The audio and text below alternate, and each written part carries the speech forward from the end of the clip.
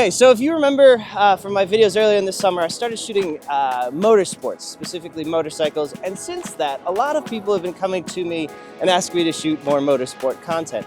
And let me tell you, it is not easy. A lot of the requests have been these like high-paced social media videos, and it is taking me a long time to build up a setup that I like and that I think can deliver the sort of the proper results.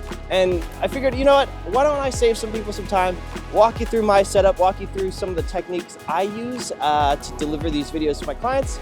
And so that is exactly what we're gonna do today. We've got some cars that we're gonna shoot, as well as some really cool motorcycles. So let's get right into it, and we will start with the camera rig. First things first, we have a camera, the LUMIX S5IIX, and on that I have a LUMIX 24-70 S series lens with a Nisi True Color variable ND on the front of that. For monitoring, I have a small HD Indy 7, and I have all of this on a gimbal, that gimbal being a DJI Ronin RS3. And the most important part of all of this is a Tilta Basic Ring Grip Plus, and let me explain why that's the most important. To pull off stable shots that involve vehicles, this ring provides a ton of different grip points, allowing for the most steady shots that without it would just be bumpy or quite frankly, just impossible. All right, so we're at the Classic Car Club of Manhattan, and I've got the whole setup rigged up, ready to go. Basically, there's a ton of cars here. So the plan is to start wide and then make my way in tight. So I'm gonna shoot wides of pretty much every car here.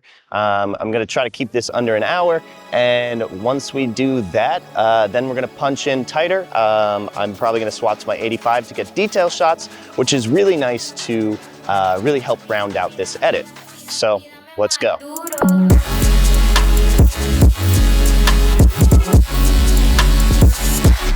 The big thing to keep in mind here is in these types of edits, repetition is actually super nice because you can be super fast. And if you have consistent movements and a lot of cars like we do today, that makes a really compelling, fun edit. So that's what we're doing.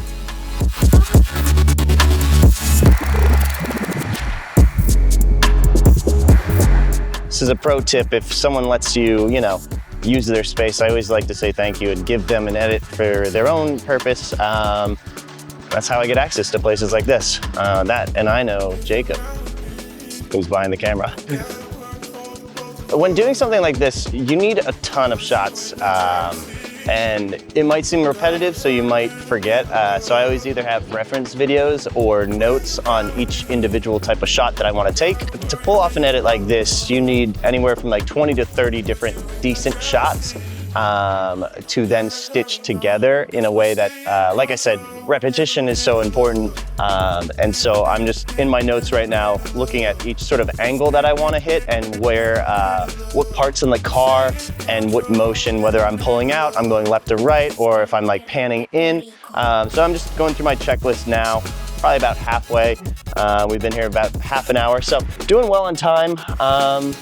And yeah, it's, really takes a lot out of you. I gotta get back in the gym.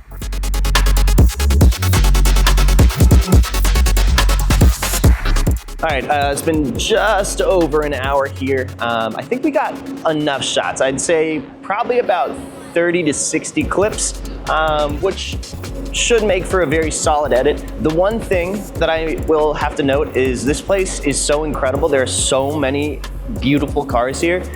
The one thing is I didn't have, full 360 access. So that really determined how many movements I had. So, just a thing to note, but it's been a real pleasure to be able to shoot here. The lights are incredible. All of these cars are some of my dream cars. So really excited to get on this footage and start editing.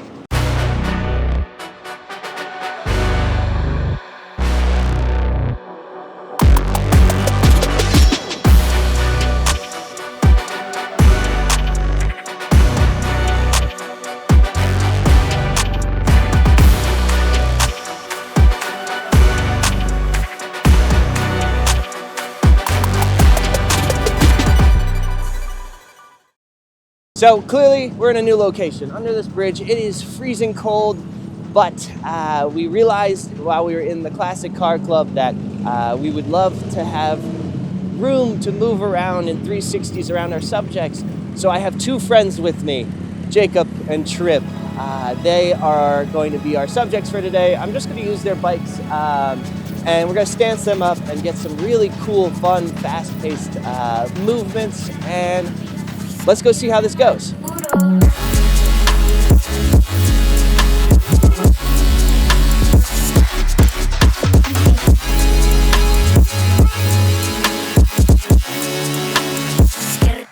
Okay, I am back in my studio, and I have to say the editing process went a little haywire there. Essentially, my computer kept crashing. There's a lot of, obviously, tracking and sort of speed ramping involved in an edit like this, and for some reason, my computer couldn't handle it. So spent all night trying to get it to work, and the solution was just a brand new computer. So I swapped it to a buddy's perfectly. Now, what I was going to do was I was going to sort of walk through my exact editing process, and then I realized not everyone uses the same editors. So instead, I'm going to go over sort of the general tips that that sort of make up an edit, the architecture of this edit, and yeah, let's just jump right on into that. So the first part of this whole process is just picking the song. You need something that's fast-paced and easy to edit to. Once you got that, I like to go into my timeline and place markers on every beat that I want to cut on. And then from there, you work on the transitions. You figure out which clips sort of will flow into each other. I always use speed ramps between each clip, and then on top of those speed ramps, I put a motion blur transition or something of that type, just to make it really slide by. And for this style of edit, it's for social media, so really quick cuts and just really fast paced with sort of a lot of information. Seems to be what's trending right now, and you know, for me personally, I like to start off with like a wide to give context to what we're about to see. Then I sort of punch in from there and then match cut directions and all that. Once that's all set, I export it and then I bring it into my final program, which is Topaz AI. It's a program that's sort of designed to reduce noise, sharpen, upscale. I like it because I think it for sort of automotive and motorsports, it really adds a nice shine to all these sort of parts and whatnot. And so I'll go ahead and put my settings here. This is what I use. This is what I found works for my camera setup and for what I personally like. And then when it all comes together, it'll look something like this.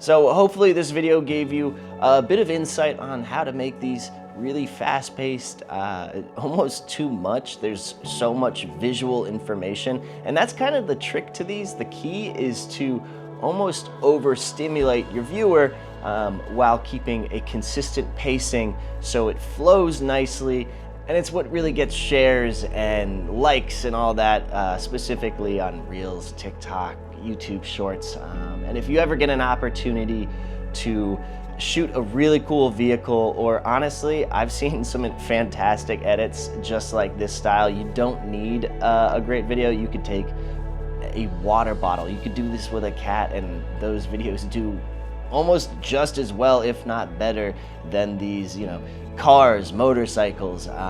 It's just a different way to pace out how you edit. It took me a long time to figure this out.